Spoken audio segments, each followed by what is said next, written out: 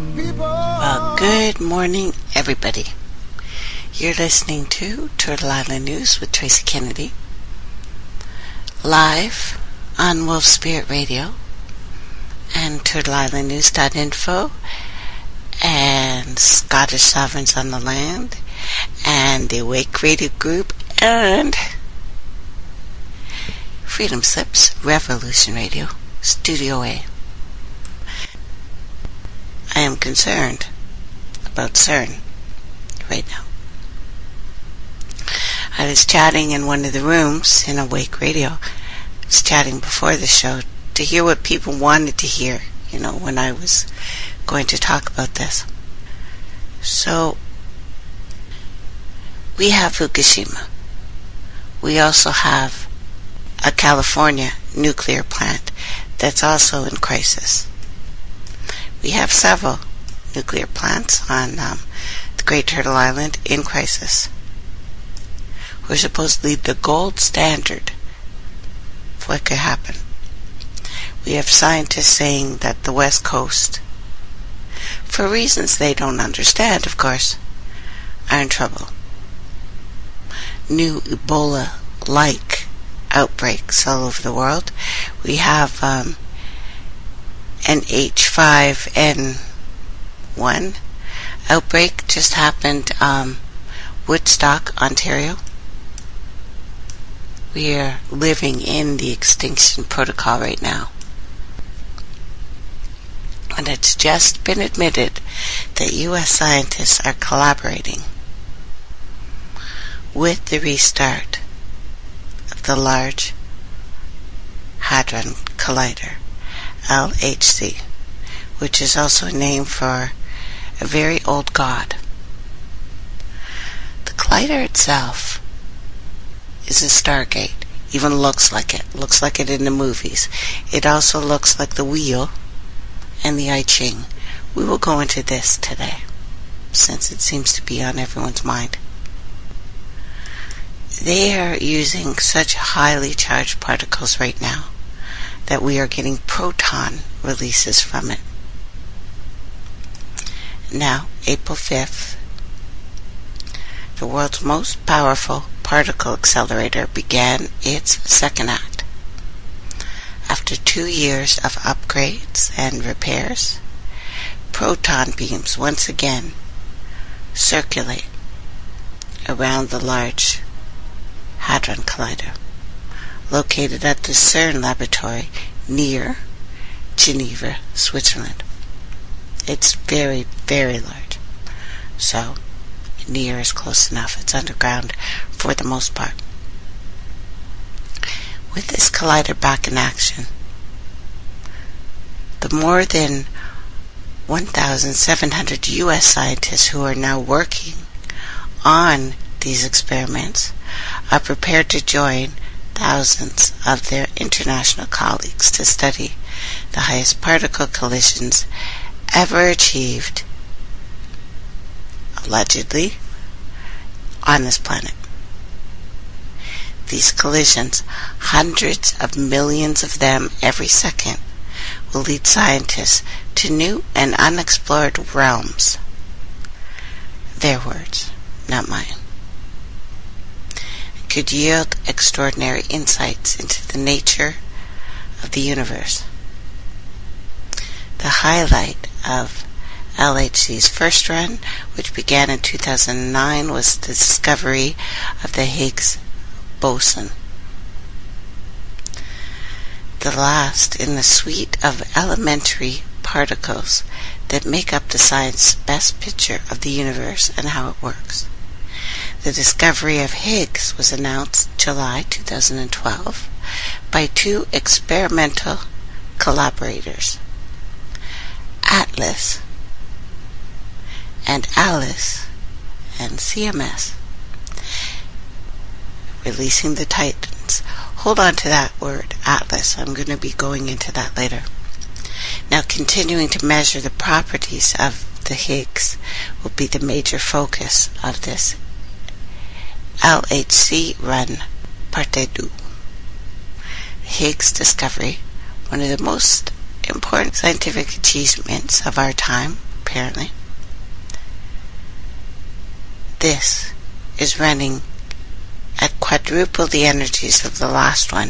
Do you remember when they turned that on and there was that weird spiral in the sky and then an earthquake in, well, several places, but strategic places like Iraq and the gates of, well, actually the word is the gates of the universe in translation.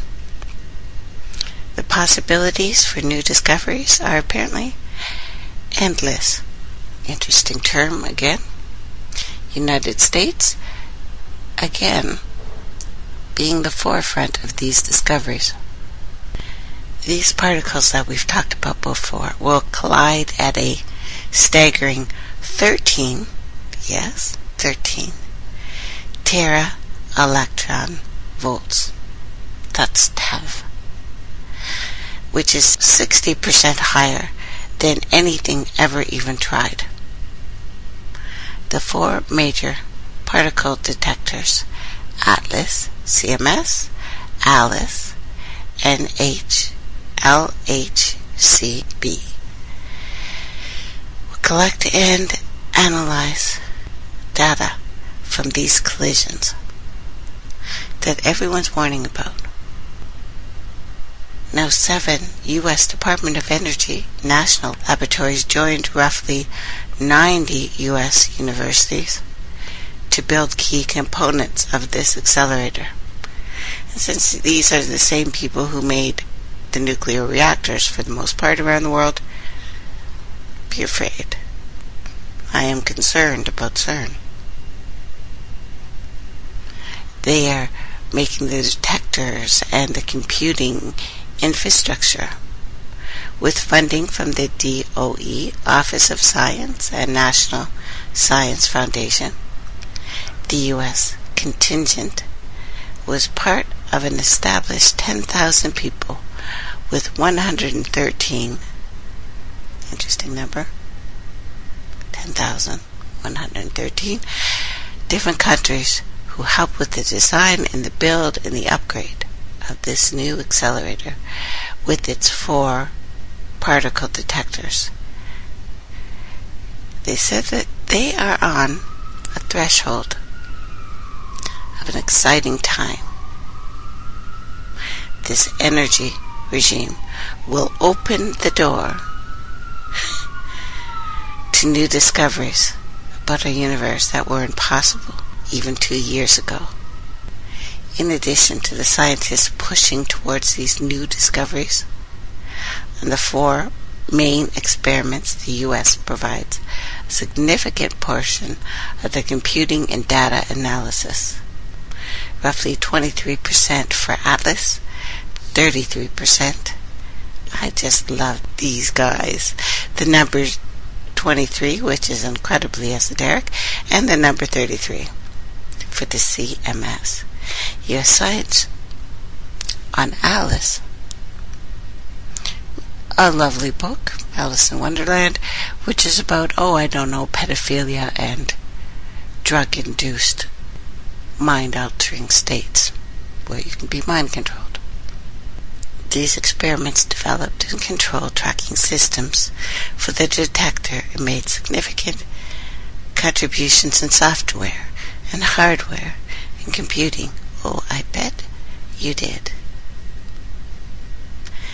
U.S. scientists also help improve the trigger software for data analysis. I just love these guys. So, operating accelerators for the benefit of physics is what CERN's here for. Allegedly. So, LHC. Let's expose this crap right now. Using the Bible and several other resources here, Ephesians 5:11, have nothing to do with the useless work that darkness produces. Instead, expose them for what they say they are. The Stargate of Shiva. The Saturn and satanic CERN particle partial collider, and the occult 666 and pagan gods and the old ones and the ancients, the statue of the pagan Lord Shiva, the god of destruction, the destroyer himself at the CERN particle accelerator. I think at least hints at the release of the fallen, the angels, the Apollyon, the abandoned, Cthulhu, if you will, which coincidentally does mean destroyer, the destroyer. There are, of course, no coincidences here. Why would anyone put a religious statue of a Hindu god at a science place if they first of all didn't steal the science from there? Shout out to India. And the dark gods and the dark magicians, they knew what they were doing. Apollyon, the destroyer, and the bottomless pit, and the large CERN Hadron Collider. What I found kind of startled me. I found the town that this complex is situated is St. Genus Poli, was in Roman times called Apollicum, a town, a temple being dedicated to Apollyon. Apollyon, Greek name, meaning destroyer, given in Revelations 9:11, interestingly. For the angel of the bottomless pit, Hebrew called Abaddon, also identified as the king of the demonic locust, described in Revelations 9:3 to 10. One manuscript, instead of Apollyon, the text reads Apollo, the Greek god of death and pestilence, as well as the sun. And this place, when it's turned on, sounds like crickets. The Book of Enoch, which we have been kind of glimpsing over, and we'll get back to, says these 200 to 273, depending on which one you read, fallen angels, the Titans, are imprisoned in Tartarus for 70 generations. Generation in the Bible is about 7 years. This Tartarus also means the pit. It also at least alludes to underwater. The Titans are being imprisoned for about 5,000 years. Apollyon, the destroyer, and the bottomless pit, and the I Ching, and the LHC,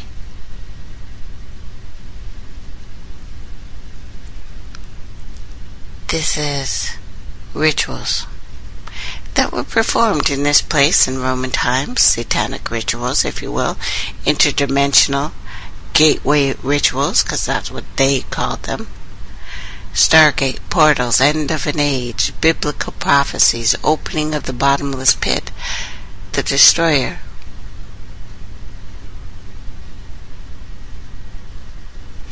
Over and over and over again. CERN is linked to several secret projects being carried out by the European Union and the United States, and the EuropeanTri-Lateral Commission. CERN is responsible for the Internet, and I've been doing research for governments with regard to global sustainability. That's what they say.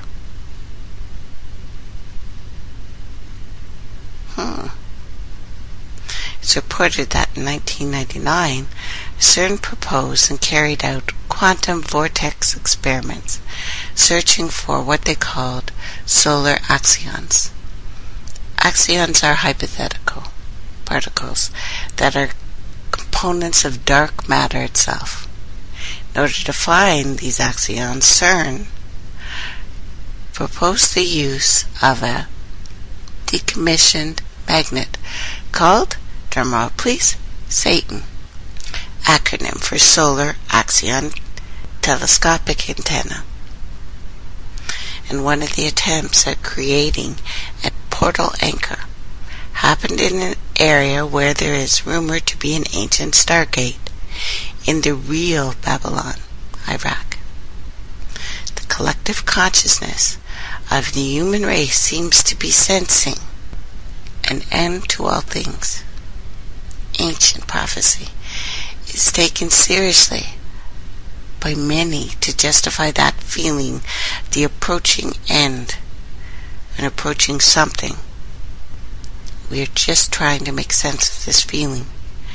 People, more so today than ever, I think, are also having a kind of lemming mentality. Do you know what I mean? Where more than ever we destroy ourselves with our various addictions and wars and other assorted destructive behaviors, too numerous to mention right now. So does the end of all things approach? I've studied prophecies from all over the world for a very long time. I was suckled on this, if you will, raised on it. Read stories about it from all over the world as a child before I could read myself. The biblical prophecies?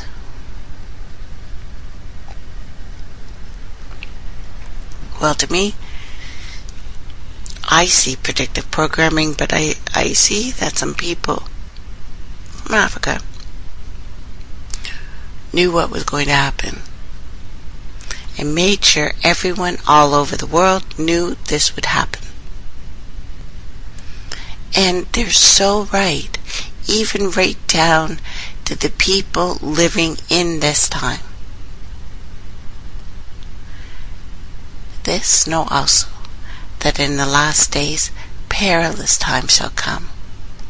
For men shall be lovers of their own selves, covetous, boasters, proud, blasphemers, disobedient to parents, unthankful, unholy, without natural affection, truce breakers, false accusers, incontinent, fierce, despisers of all things that are good, traitors, heady, high-minded, lovers of pleasure, more than lovers of God, having a form of godliness, but denying the power thereof, and from such they will turn away. This is the state of the human race right now. I'm not saying that we are all the polluters, that we are all the haters, but we are not standing together and fighting them. During the course of my research, I found another interesting connection. The connection with Abaddon and the bottomless pit, and a possible otherwise unseen connection with this collider. I know this has been mentioned many times on many forums and has been discussed in depth, but I want to dig a little deeper to see what other connections I could find, and what I found kind of startled me once again. An actual temple called Apollyon. Death and pestilence, as well as the sun and music and poetry and crops and herbs and medicines. Apollyon is no doubt the correct translation. But the name Apollo, often linked in ancient Greek to Apollyon, has been taken at least to play here. The locust was the emblem of this particular god who poisoned his victims, and the name Apollyon may be used, at least elusively, in Revelations to attack pagan gods, and so indirectly the Roman emperor at the time, who is linked and looked at and regarded as Apollo incarnate. Now the text in Revelation 9 reads, "And the fifth angel sounded, and I saw a star fall from heaven onto the earth, and to him was given the key of the bottomless pit. And he opened the bottomless pit, and there rose smoke out of the pit, and the smoke of a great furnace, and the sun and the air were darkened by reason of the smoke of the pit. And there came out of the smoke locusts upon the earth, and unto them was given power as the scorpions of the earth have power. And it was commanded them that they should not hurt the grass of the earth, neither any green thing, nor any tree, but only those men that do not have the seal of God on their foreheads." And I would like to say now, for all the things appearing in the sky and the waters, I am not with those a-holes. I don't even know those guys. Okay, moving on. "And to them it was given that they should not kill them, but they should be tormented for 5 months. And their torment as the torment of a scorpion, when he striketh a man. And in those days men shall seek death, and not find it, shall desire to die, and death shall flee them. And the shapes of the locusts were like unto horses, prepared unto battle. And on their heads were crowns like gold, and their faces were the faces of men, and they had hair as the hair of a woman, long streaming, and their teeth were the teeth of a lion, and they had breastplates, as it were breastplates of iron, and the sound of their wings was the sound of chariots of many horses running to battle. And they had tails like scorpions, and their stings in their tails. And their power was to hurt men 5 months. And there be a king over them, which is the angel of the bottomless pit, whose name in the Hebrew tongue is Abaddon, but in Greek tongue he hath the name Apollyon. So is it a coincidence that this collider is located in a very place where a temple and a town was dedicated to the king of the bottomless pit? Or is it just an accident? It's got to be an accident, right? In fact, if you look at this from the air, it resembles a lock. It resembles a Masonic symbology of a pyramid, and the all-seeing eye pointing towards the town that was dedicated to the destroyer spoken of in Revelation. It also represents the I Ching symbol. So is it a lock? That the star from heaven is going to open. What would that star be? We go into the Bible and it's pretty clear. We haven't gone into it much, but we will. We're getting to it. That a jewel from Satan's crown fell to earth, and the jewel was black, like the black stone. In the temple, they walk around and around and around and around, supposedly built before Adam. And in the ancient texts of Africa, said there was 973 generations before Adam. Put that in your pipe and smoke it. And that this place, with the jewel's crown of Satan, was the oldest temple ever made.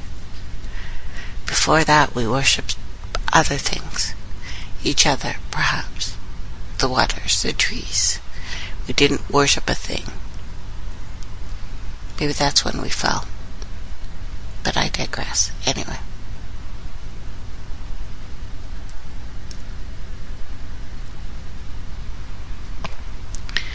So it is the lock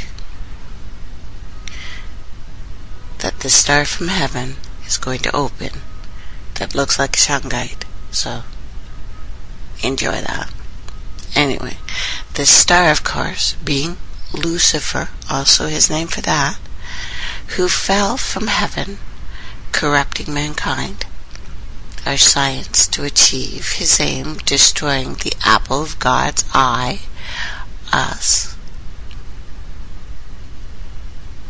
As bottomless pits go, I cannot think of anything more bottomless than a black hole, which they keep finding, and they have opened more of them.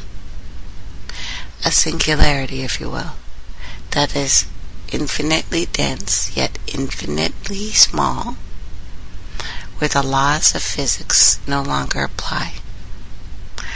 The Greek Old Testament, the vision which Ozias, son of Amos, saw against Babylon, lift up a standard on a mountain of a plain, exalt the voice to them, beckon with the hand, open the gates, ye rulers, I give command, I bring them, giants are coming, to fulfill my wrath, rejoicing at the same time and insulting, a voice of many nations on the mountain, even like to that of many nations, a voice of kings, a voice of nations gathered together. The Lord of hosts has given command to the warlike nation to come from a land afar, from the utmost foundation of heaven. The Lord and his warriors are coming to destroy the world. Howl ye, howl, for the day of the Lord is near, and the destruction from God shall arrive. From Revelations. They had as king over them the angel of the abyss, who is abandoned, Abaddon, and in Greek, again, that is destroyer. And what do we see in front of this thing? We see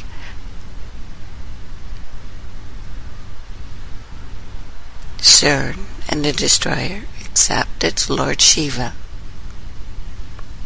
Someone just say it's another pagan thing, Tracey, you're making too much of it.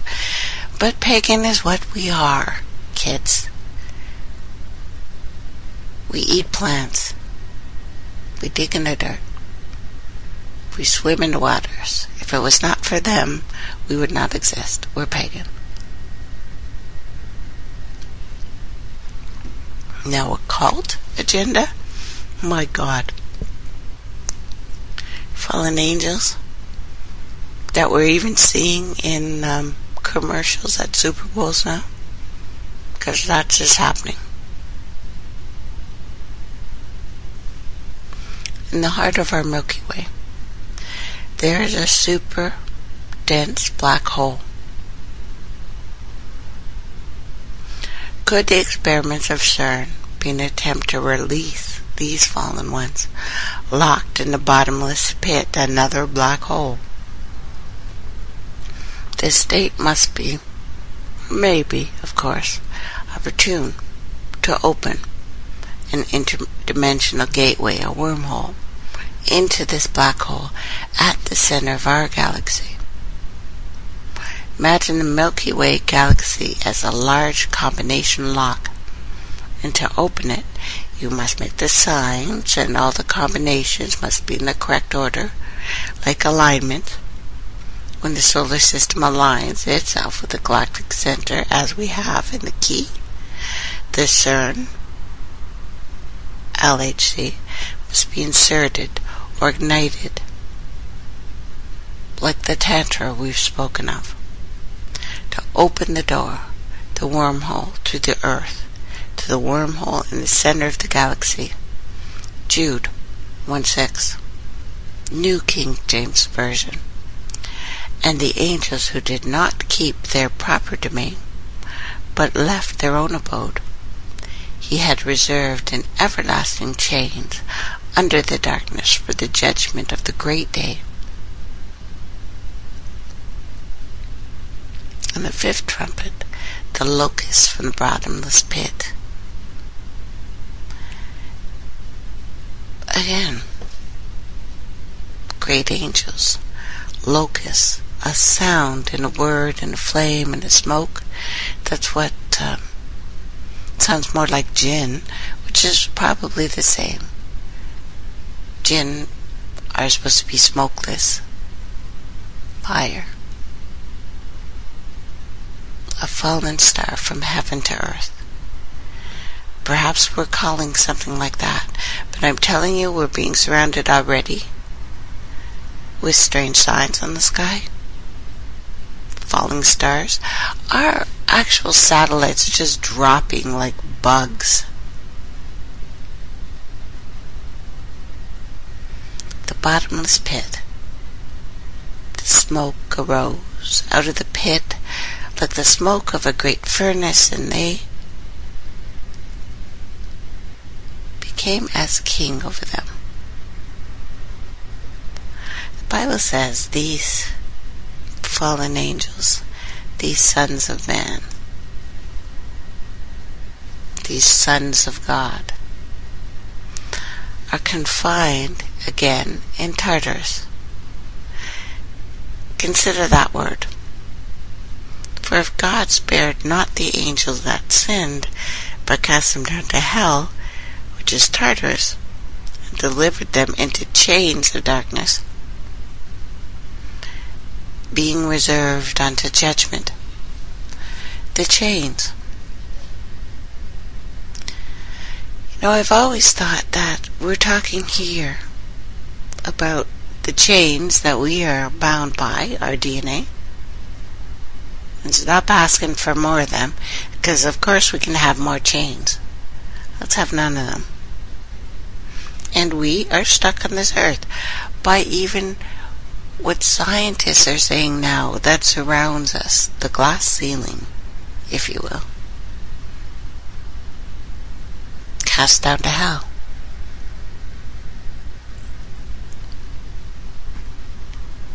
So are we being Tartarused? I don't know. Satanists? Are they attempting to release the 200, the titans, the fallen angels, who are in everlasting chains under darkness? Chains of darkness, one says, Peter. To me, also could be a black hole, which came down to earth and co-inhabited with woman to sire a race of Nephilim giants. This is Enoch, this is Genesis. Subsequently, they have said that these are the gateways to many universes. And then the god of destruction, the Lord Shiva, the statue of Lord Shiva, right in front of it. Would anyone, and why would anyone put this religious statue of a Hindu god in a place of science, epoch of scientific inquiry, unless they were shouting out something ancient, something old? A wedding. Think about it. Is that so outrageous, guys? With what we're talking about, you know? Mount Hermon and the forbidden places, and the 33rd parallel, and the demons and the fallen angels and the grotto of Pan. Is it not the exact same thing we're talking about here?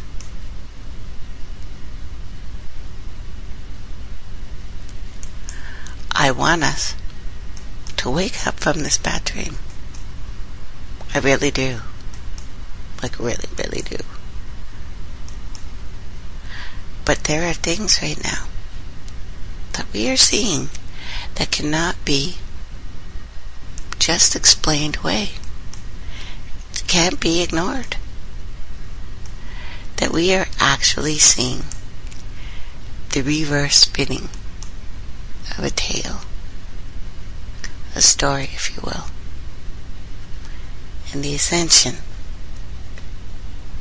could be an ascension because, there's this Atlantis and the aliens again. Someone told me a long time ago that there is a book that never made it to the Bible called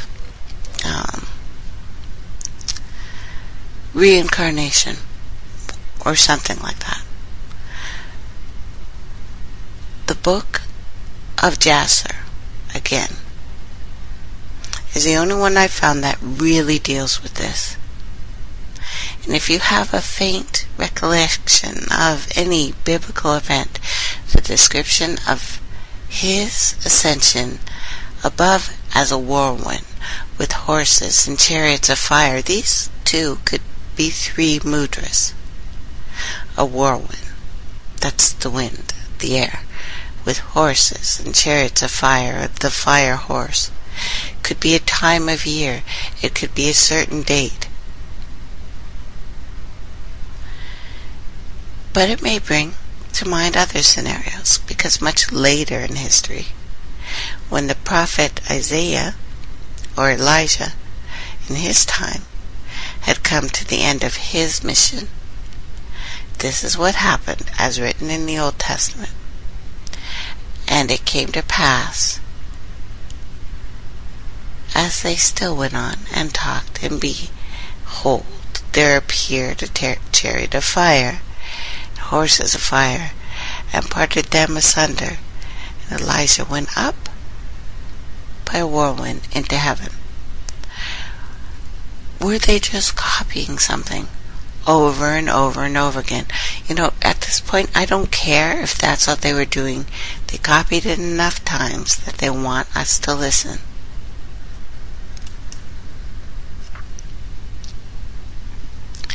This year has been the year of extremities. Extremeness. Planetary upheaval and meteors and extreme weather and zombies. They're my favorite. An intense flash flood occurring all across Latin America. Let's just look at March. Washing away entire towns.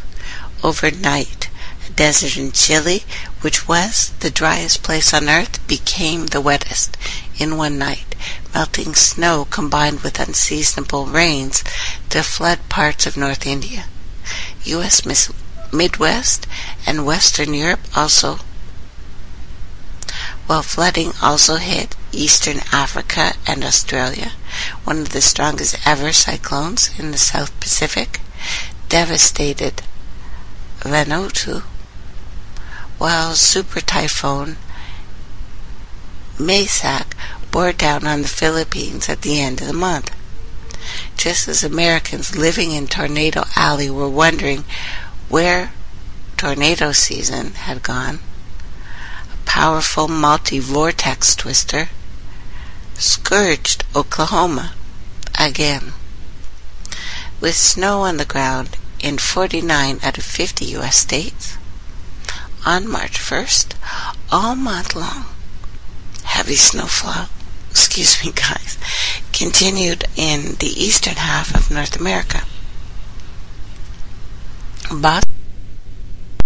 Boston broke a winter snowfall record 9 feet of snow. And the same amount felt in one day in central Italy last month. One day, 9 feet.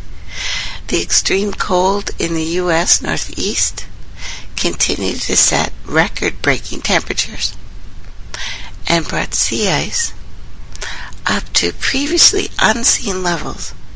No matter the season or the location or the deserts or the tropics, hail fell everywhere.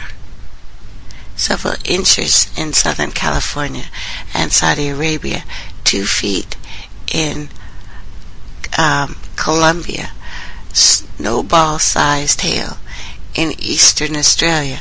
From space, large meteors and fireballs were seen across the U.S., Mountain West, Central Europe, Western Australia. The planet was bathed in green and pink as the strongest auroras during this solar cycle reached extreme latitudes in both hemispheres. Firefights and wildfires scourging out of control in the southern hemisphere hit Chile again, and fire tornadoes, like fire that spun around from the ground, stories formed around Cape Town, South Africa. Spectacular volcanic eruptions last month, and a volcano in Chile spewing lava 1 kilometer into the sky. In Costa Rica, having the most powerful eruptions in 20 years. The Colima, a volcano in Mexico, spewing ash clouds 3 kilometers high. Combined effects of these extremes of climate giving rise to even more mass animal death, fish and birds along the western Americas last month. Meanwhile, in Holland, a wolf was spotted for the first time in 150 years as the species continues its westward spread across Europe.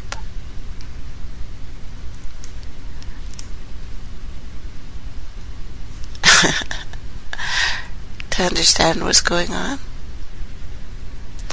we have talked about earth changes that have happened before, and they're cyclic. It comes in cycles, but it's more than just that. They cannot tell me that all this snow is normal and places that are used to cold are not getting any. We are having hydrogen sulfide and hydrogen and carbon monoxide found in the ground now. And actually, Chinchilla, Australia. We've talked about the ancient animals on this planet that were quite different than us, and the stories that said that there were sleeping old ones in the Cthulhu mythos, which we'll get back to. Their exhale was always hydrogen sulfide and hydrogen and carbon monoxide. They need that air. They also consume it. They need a completely different kind of methane-based atmosphere, which this planet had, and we cannot survive on. The old ones are awakening. We're getting shark big enough to eat entire boats with people in them and just eat them. We are seeing ancient animals unseen before, while some that we've seen for many, many eons are just dying off.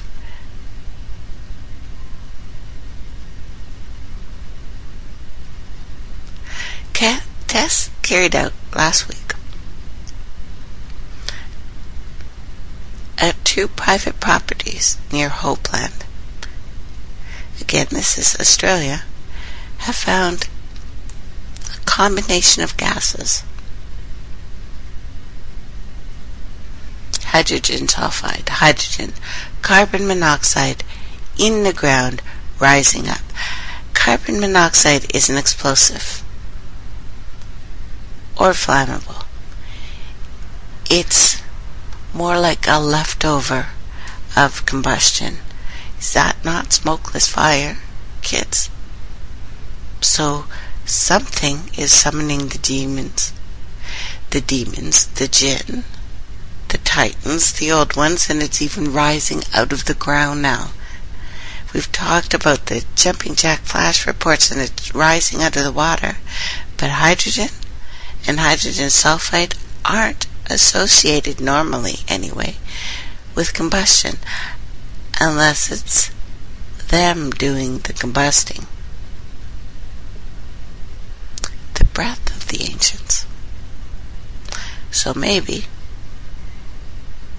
just maybe, some hydrogen sulfide is rising from below, or has been blown in from the atmosphere and sunk into the ground, and then huge fires start because it's very electric here. What would cause readings like this? Hydrogen sulfide is associated with natural gas. That's what makes natural gas sour. Smells funny. And natural gas is sometimes found in coal seams. The gas in coal seams is more or less pure methane. But if any leaks out, it becomes, well, part of your food chain. And for the ancient anaerobic bacteria and the archaea that provide hydrogen sulfide, and of many larger things that we have not seen and we probably never want to see. Either way, bottom line, however it happened, whatever is causing it, we've got some deadly poison that is coming in our soil, making this place not for us. And they, them controlling things, the couple crazy rich white people from I'm sorry, but there's a couple of them that are buck-ass crazy. They're out of control. There's a couple guys. We'll come back to this. They didn't do this. They can't do this. Something else did. God, that was a quick hour, eh? Okay. Living in a turn your microphone on, Tracy. Welcome back, everyone. You're listening to Strange and Unusual Turtle Island News Today, live on Wolf Spirit Radio and TurtleIslandNews.info and the Awake Radio Group and Scottish Sovereigns on the Land and Revolution Radio, freedomslips.com, Studio A. And if you're listening to me, you're probably in one of those places or somewhere else. So, I think we should just vote for Cthulhu for president, because why choose the lesser evil? Let's go for the big one. And the fallen angels. And I wouldn't keep talking about these things if it wasn't so in my face all the frickin' time. Seriously. We're talking about the pit opening. What is this? You know? The same descriptions being spoken of all over as Enoch did, as Elijah made his ascension, as our seven chakras spin on this planet like is here. Are these things not really happening?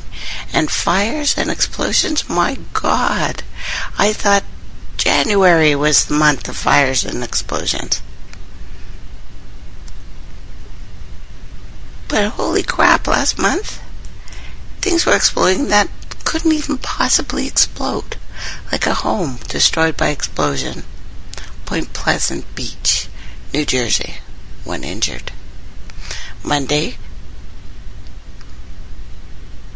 Now this was on the 2nd of March. Hold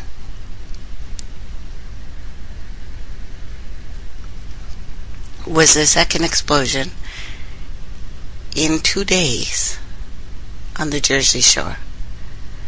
Police dashboard camera recorded the Stanford Township home being reduced to rubble in minutes in a massive blast that injured 15 people.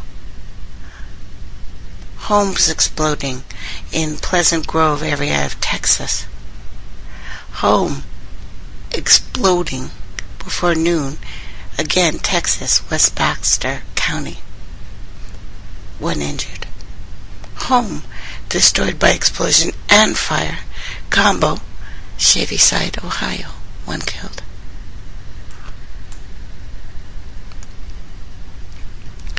And I have pages of explosions.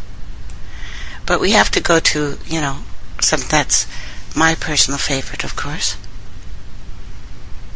Zombies. Because zombie files are off the hook. Woman, 23, naked, loses her mind, goes outside, and beats her 4-year-old son's head on the ground in the driveway, then stabs him. Harris County, Texas. And the attack happened in a place very close to one of the explosions. Multiple stab wounds. A naked man found wandering in apartment buildings in Carbondale, Illinois. Reports of naked black men, which must just terrify you to death. Walking around buck naked in the winter, and according to police, the first responders, that this guy had no drugs again. Another man strips naked, dances. Oh, we've got a dancing stripping zombie, and throws rocks outside a child museum in Washington. Woman, 37, stands in the median, foams at the mouth, urinates, yells ISIS, and runs up and down the street buck-ass naked. I'm laughing because it's so ridiculous and it's happening so much. And apparently the woman's running up and down the street saying, ISIS is here, ISIS is here. And it takes 4 police officers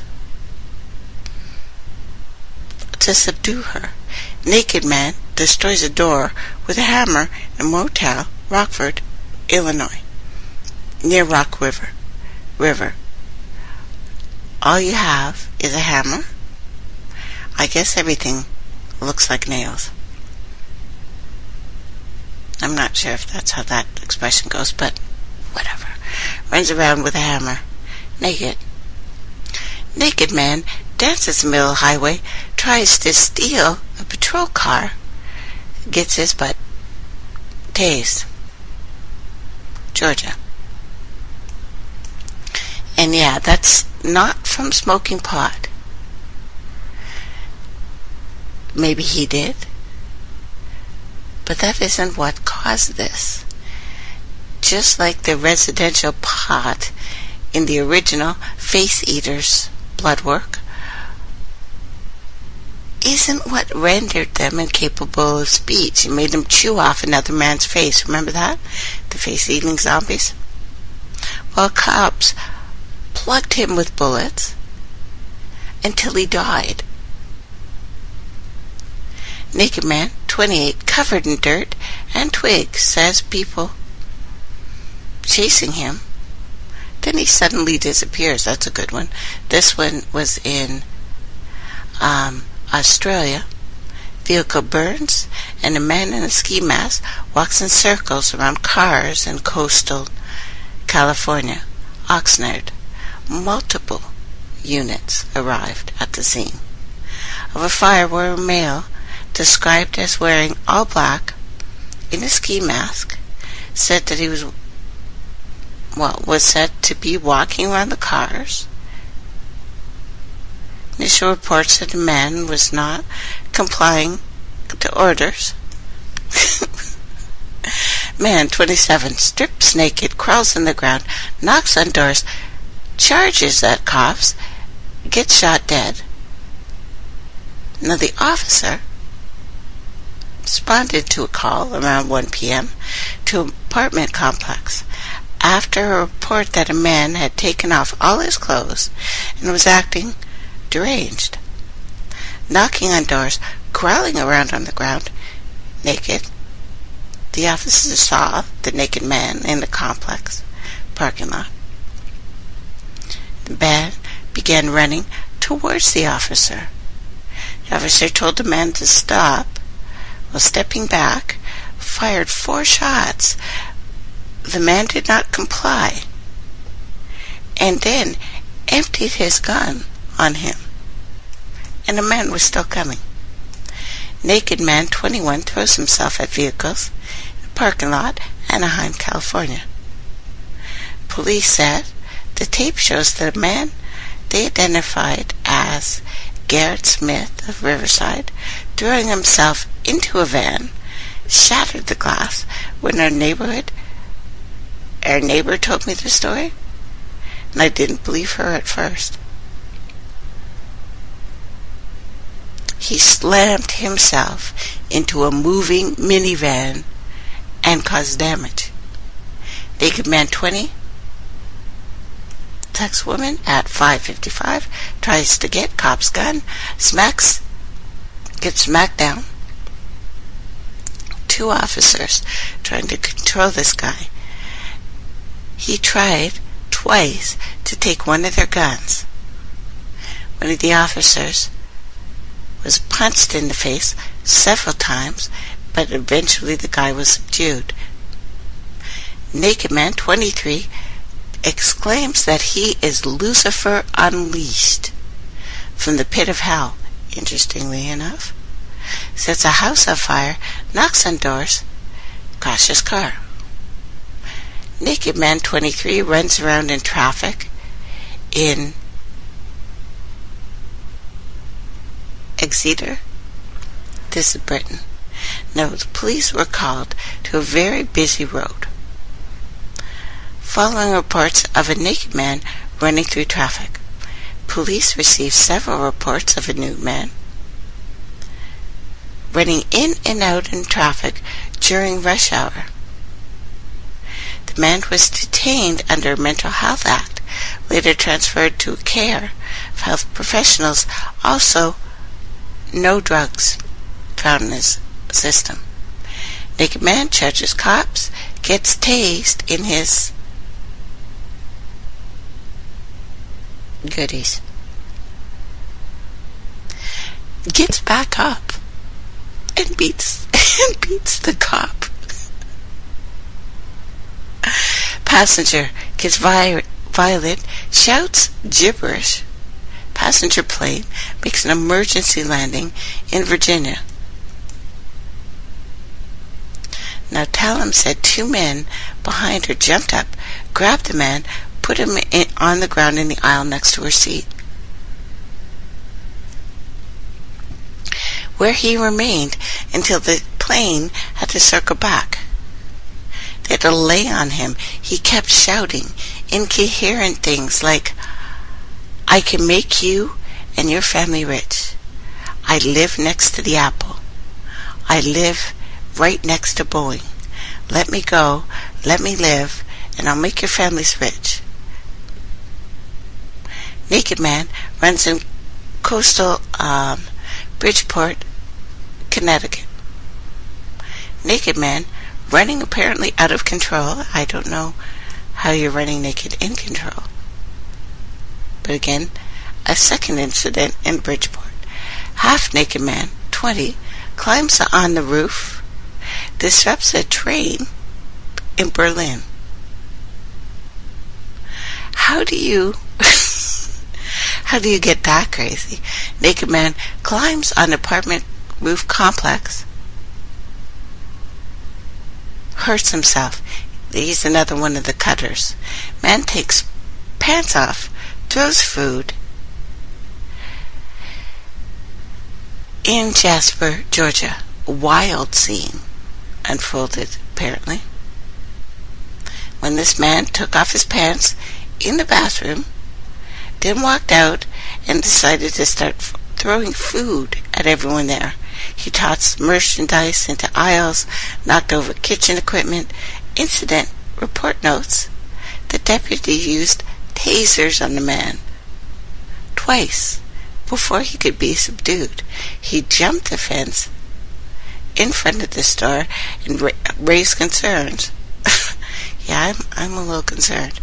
Woman, 24, bites and strangles her infant daughter to death. South Africa.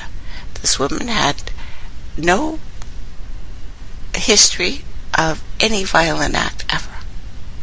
Naked man, 28, causes disturbance in Nebraska.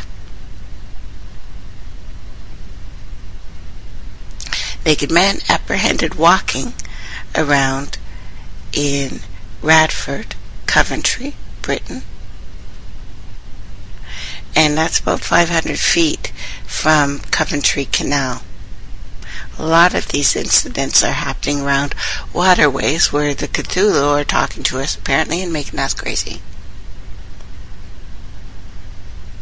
A man dressed only in his underpants beats up 2 cops in Italy.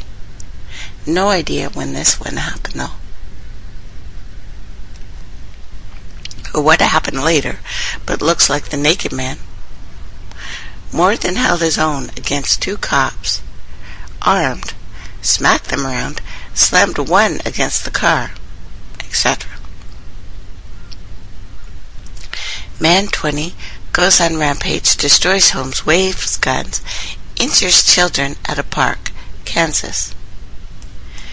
Man, 63, pours oil on satellite dishes, pulls his pants off, and then proceeds to bite the police officers who come to arrest him. Naked man, 46, runs around a train in coastal Hong Kong. Luckily, that train was still. Naked man runs outside of a hotel. Now, the man was detained at Padbrook Park Hotel with no clothing on. It was believed to be on drugs. Yeah, well, they said cannabis, but it's really weird how cannabis, and I've known a lot of people smoking this stuff, and they have never torn their clothes off and went outside. Now, the original face eater did have some traces of cannabis in his system, but I do not think that's what's making them incapable of speech, although some seem to be able to talk.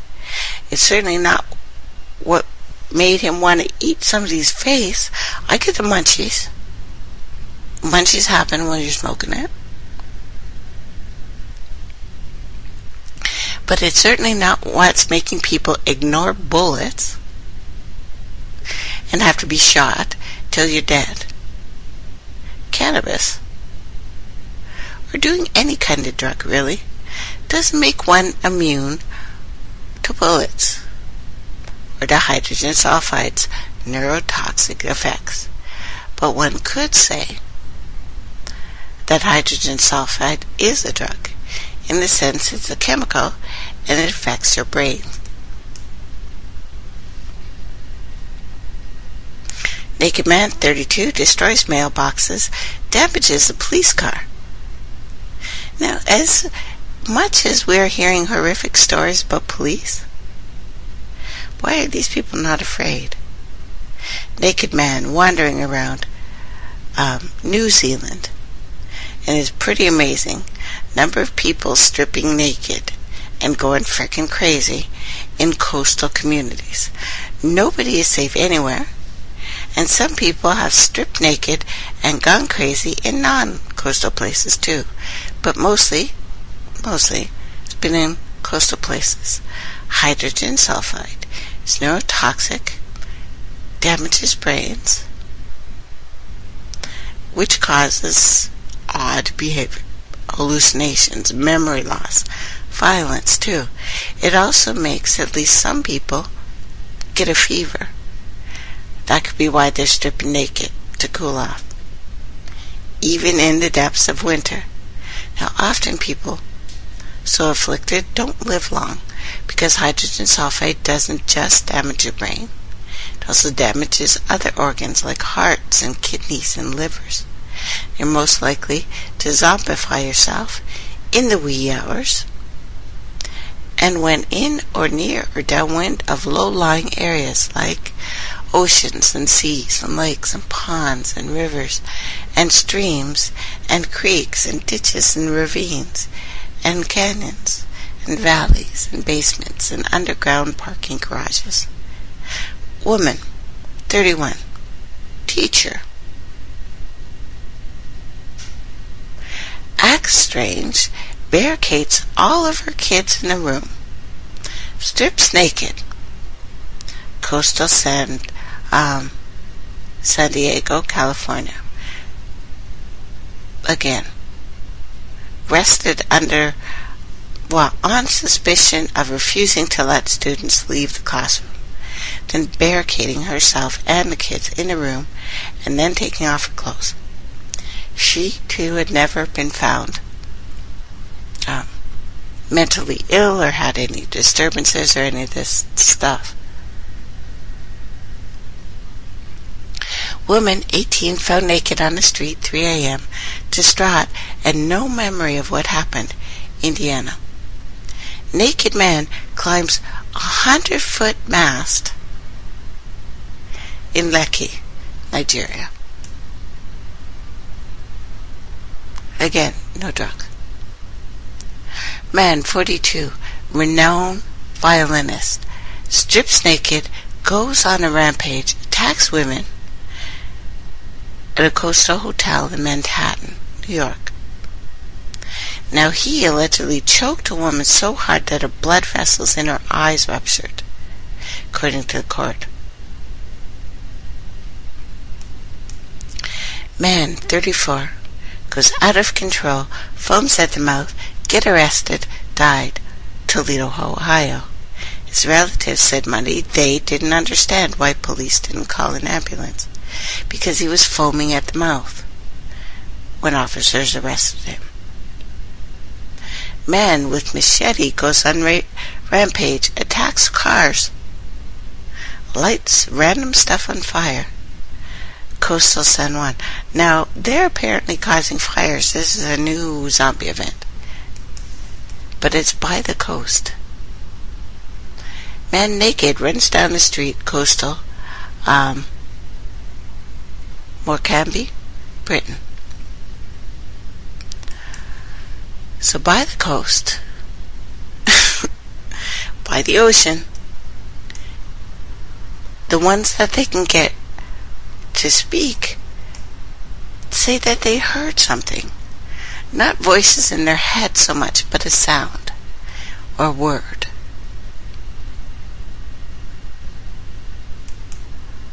What is this?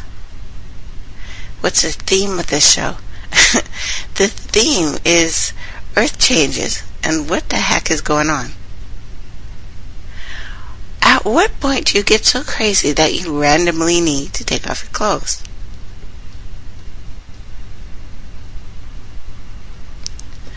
All of the stories I've been telling you, and even the news reports, are pointing to one thing, and a very hidden significance of how they all link all the stories and the greatest lessons that can be gleaned from the stories of Enoch is that something will open up on this planet. Then we have CERN. Then we have the strange, demonic, outrageously violent acts that are going on right now. And all the underground electrical explosions and fire breaks and strange lightning in the sky. And they're happening worldwide, not just one place, but all over. We are seeing animals that have never surfaced before, that we do have records of them being very old. Even the animals are being affected by these things. People's pets that have never gone off are just going crazy, sometimes even stalking people.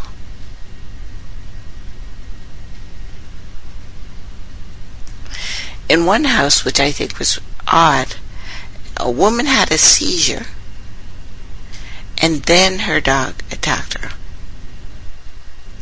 A pack of dogs attacked and killed an 8-year-old girl in India. Now, according to the girl's father, the attack occurred when she stepped out to throw waste in the jungle. He said about 8 to 10 stray dogs just attacked her. And it used to be a safe place. Something is sparking off the violence. Many things. Of course, we want to just blame the powers that be, but it can't just be that. It can't be. All of these events, when we told you about the kids just suddenly leaving, and where was it? It was around the Great Lakes. Kids around the lakes were taking off their clothes and going outside in very cold winter. These guys are doing it and attacking people. Maybe the kids would have if they were bigger. Animals are doing it around coastal areas. Now, water has always been a reference to the flow of collective unconscious, which creates realities in which we learn through experience and emotions. Water deities, gods, goddesses, the old ones, that come from the sea, which could be the sea of consciousness, to create a biogenetic program that goes back to the beginning and is about to end. Most deities that we have talked about before arrive from the sky, which could just be higher frequency, moving to the sea to create, then left, usually saying they would return one day.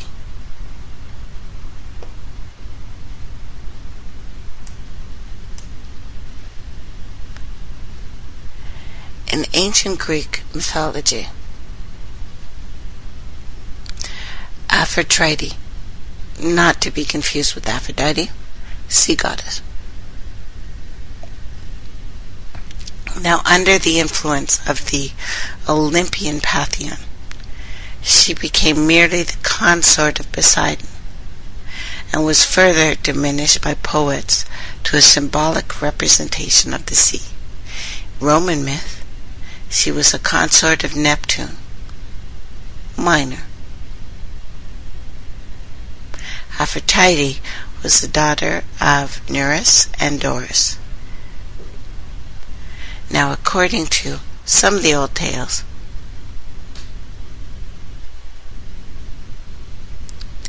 she was lifted amongst the nymphs in Oceanus.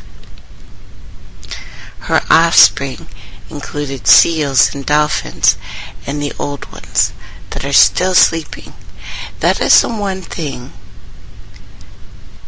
that is said about these gods over and over again.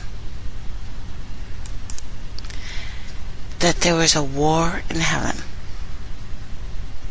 Right? All the stories say that. All the stories say that. But I guess what's most important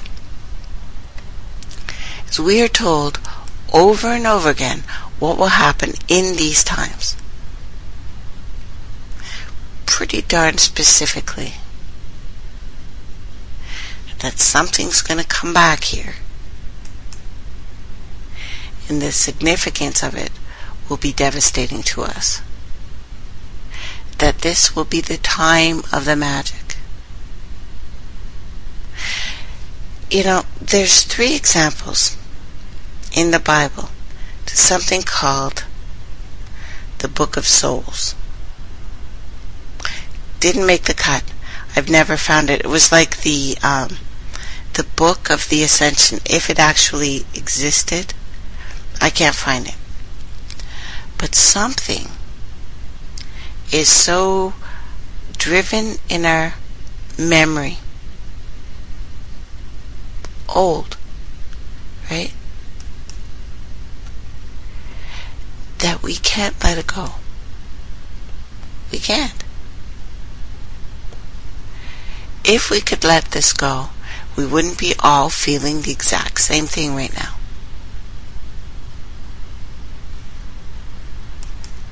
That a time would come when we would have to stand up and fight. Now, whether or not we still have the strength to do these things, I don't know. I really don't. I'm not seeing much fight left in us.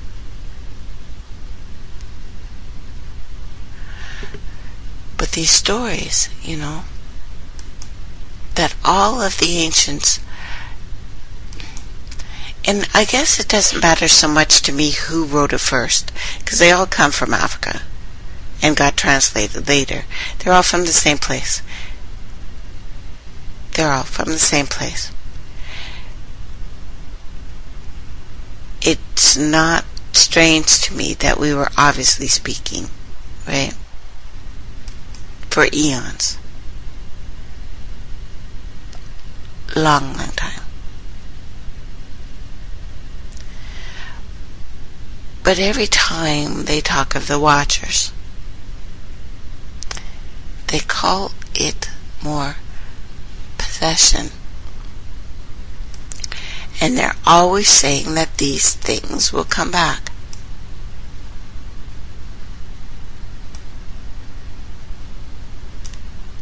We are seeing the time of change on this earth. How many things have to blow up before we notice things are blowing up? Some places are devastated by it being too dry. Some are being devastated by being too wet and too cold.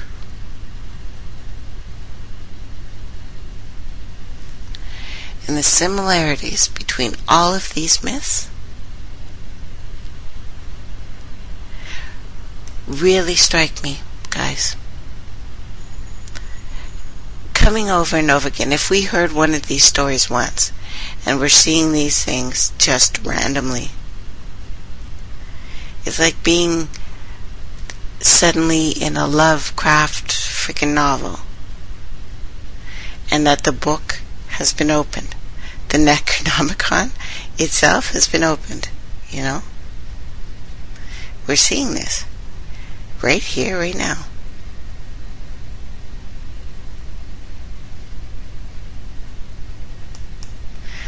So the cipher.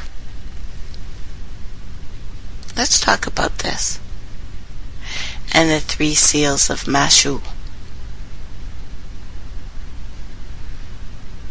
I have seen 1,001 moons.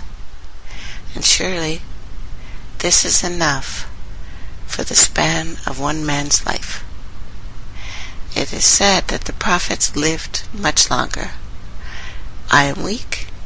I am ill. I do not want these things.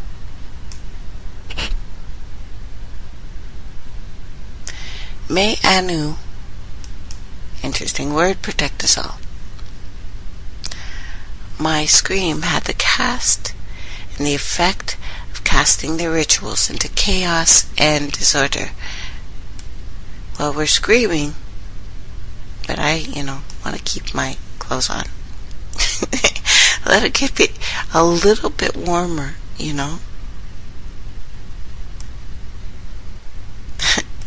Let it get just a little bit warmer before I'm throwing any clothes off.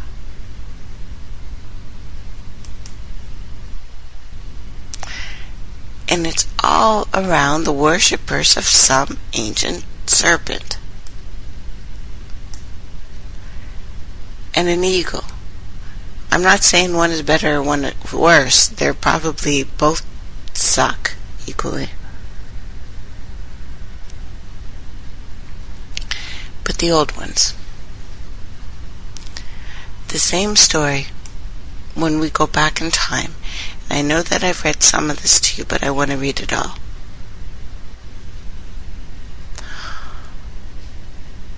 On the night in the mountains of Mashu, which I still think is Mount Hermon,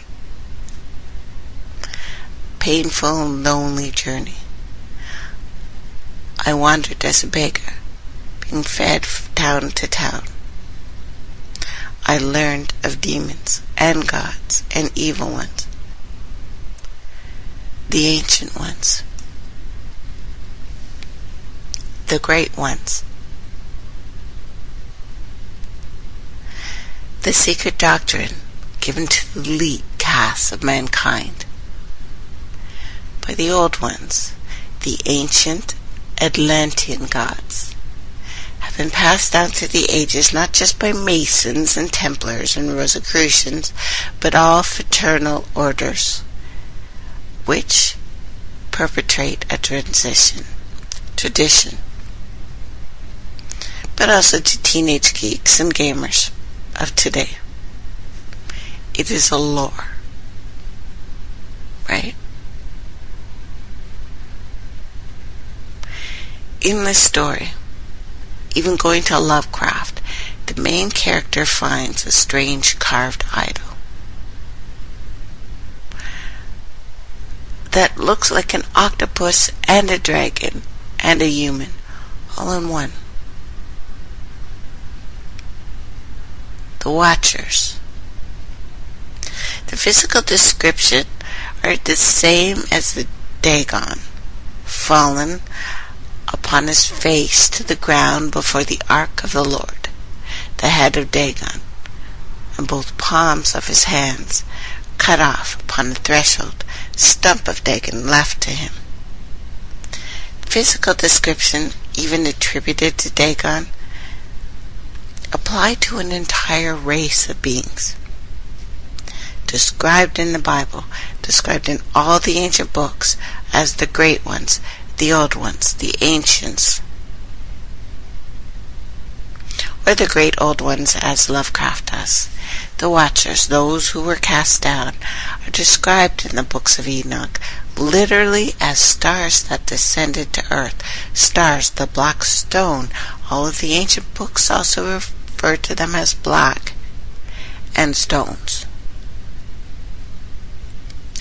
Cthulhu is described with wings, another aspect of the Nephilim, who were perhaps real flesh and blood beings, and ruled as antediluvian kings. The ancient world under a global kingdom called Atlantis, as they were expert in seafaring, navigators, and still ruling, or we would not be thinking maritime law was a cool thing. But they were half man, half fish, with horns of goat. In fact, Lovecraft's great ones are the exact ones that ruled over Atlantis. It's quite clear. Even their city, Ra-La'i, is a story covered in Lovecraft applied as a cyclopedian architecture, like the cyclone. And later, kind of stolen by another writer, Ignatius Donnelly, Atlantis, Antediluvian World, to describe the architecture of Atlantis. Now, Lovecraft describes a picture of multi-dimensional, non-Euclidic angles, as if they existed in a different space-time than ours, an other world, rather somewhere in between the planes of heaven and earth. So the stories we've read and the things going on right now that all say that we're going to be opening a pit that to me still points towards the center of the galaxy, and that there's something in between us. Are they the ones trapped? Are we the ones trapped? Whatever, something's freaking waking up and saying, honey, I'm home. Either way, they are described as grand and mighty creatures with a moral creed similar to that as Aleister Crowley's Do What Thou Wilt. And they trounced on everything weaker than them, bringing destruction to the earth, devouring every living thing. Are they talking about a time because our ancients tried to put stories in a way that even if they screwed them up, which has happened, we'd get pieces? But it's the same behaviors that attributed to the Watchers, or the Nephilim, or the Giants, or the Titans that wreak havoc on the world, the same as the world is being wreaked havoc upon, oppressed and devoured. All the gods, living creatures, to feed their own voracious appetites. We are living in these times because of pride and their destructive behavior. The great ones and their emperor city sank beneath the ocean as part of a punishment looking like natural disaster imposed by one god or another. This is what's happening.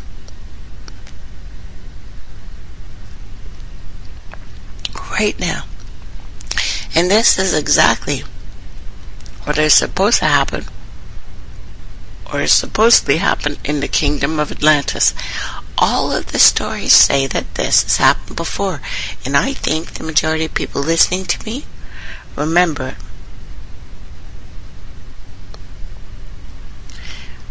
Atlantis was sunk because of the pride of its inhabitants.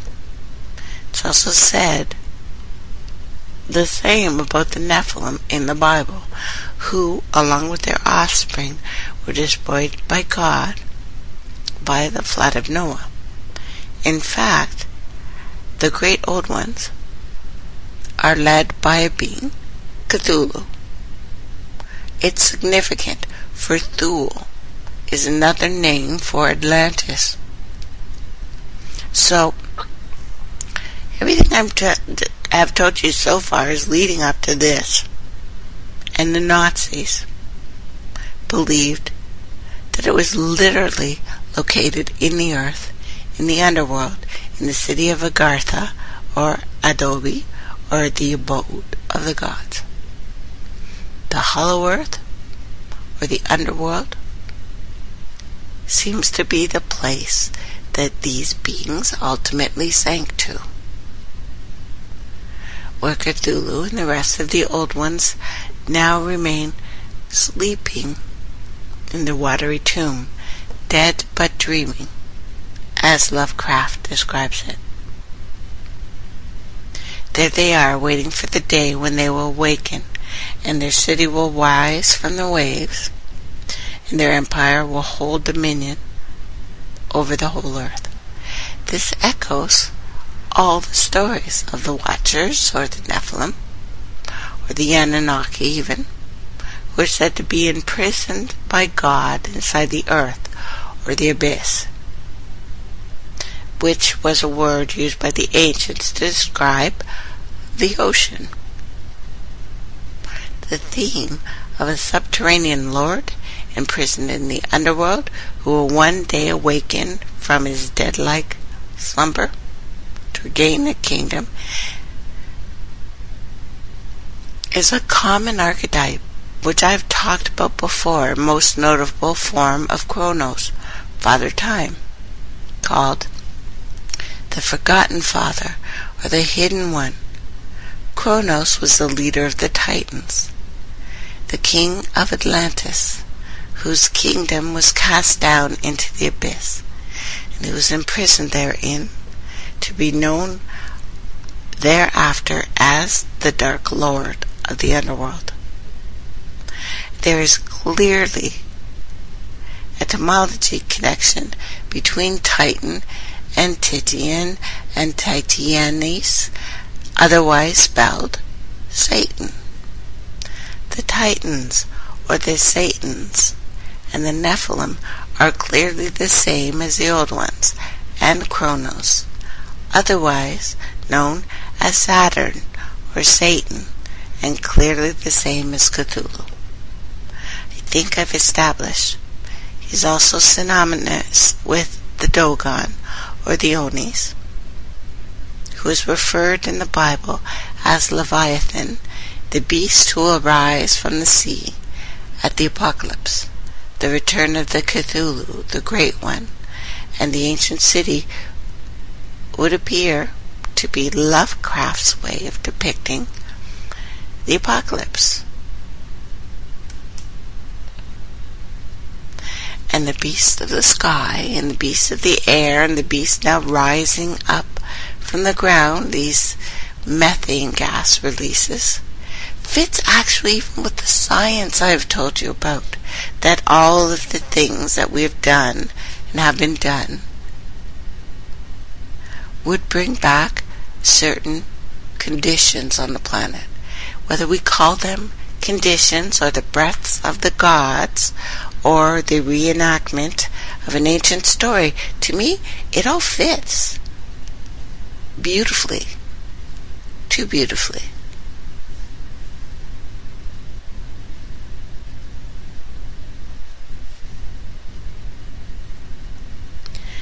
The main character in the Call of the Cthulhu manages to interview an actual member of the Cthulhu cult to determine their beliefs.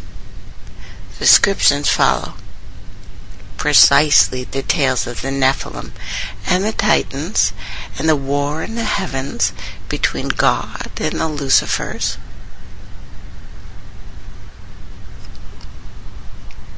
as well as the fall of the Atlantean Empire. They worshipped, so they said, the Great Ones, who lived ages before there were any men, and who came to the young world out of the sky. The old ones were God now, inside the earth, under the sea, but their dead bodies told their secrets to the first man, who formed a cult which never died. This was the cult, and the prisoners said that it always existed and always would exist, hidden in the distant wastes and the dark places all over the world, until the time when the great priest Cthulhu, from his dark house in the mighty city under the waters, would rise and bring to the earth, with sounds and trumpets and smells and the buzzing of crickets, warning that the earth would be soon again under his sway. Are we not hearing the sounds? How many times have I reported the sounds being heard all over the world? Someday he would call when the stars were ready, and again it's a certain alignment, it has to be a certain position, and we are now positioned, and the secret cult would be ready to liberate them. Meanwhile, no more must be told. There was a secret which even torture could not extract. Mankind was not absolutely alone amongst the conscious things of the earth, for the shapes that come out of the dark to visit the faithful few. But these were not the great ones. No man has ever seen the old ones. The carven symbol was great Cthulhu. But none might say whether or not the others precisely like him. No one could read the old writing now, but things were told by word of mouth, and chanted in ritual was not secret, but it was never spoken around, only whispered. And the chant meant only this: in his house at the ancient city, dead Cthulhu waits, dreaming. Clearly describes the secret aspect of the Luciferian doctrine of the gods, being transmuted to their offspring, the first man, just as the serpent gave wisdom to Adam and Eve in the Garden of Eden. They created a covenant with that man, in a cult of magic, of ritual, and of sacrifice in order to preserve their infernal secret, one of which is so secret that it cannot even be talked about, not out loud, perhaps only whispered. This is what has been done in the rites of Freemasonry, Rosicrucianism, the Knights Templar, the Greek and Egyptian mystery schools, the Sufis, the Assassins, and countless other ancient orders, which Lovecraft was no doubt alluding to when he referred to the cult which had never died, which had always existed, which would always exist, preserving the teachings of the Forgotten Father.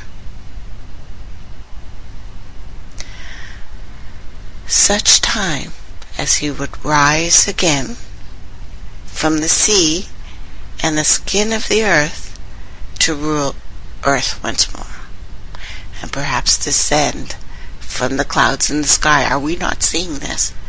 I'm telling you, something's freaking going on, and the ancients on their planet saw something. Okay, so they gave us allegory, they gave us stories, they saw something. The stories that I've read to you guys, even about the earth changes stuff, that people throughout the ages heard moaning in the sky, and it was always brought by new diseases and illness and fires in the sky and weird death and famine and disease in the plants and animals and craziness inside plants and animals. The connections to the Leviathan and even the rise of the Antichrist, if you want to go there, should not be overlooked. Now, Lovecraft's description goes on. And thank you for hanging with me, guys. I know it takes me a long time to finish the phrase of the story. Join me on Thursday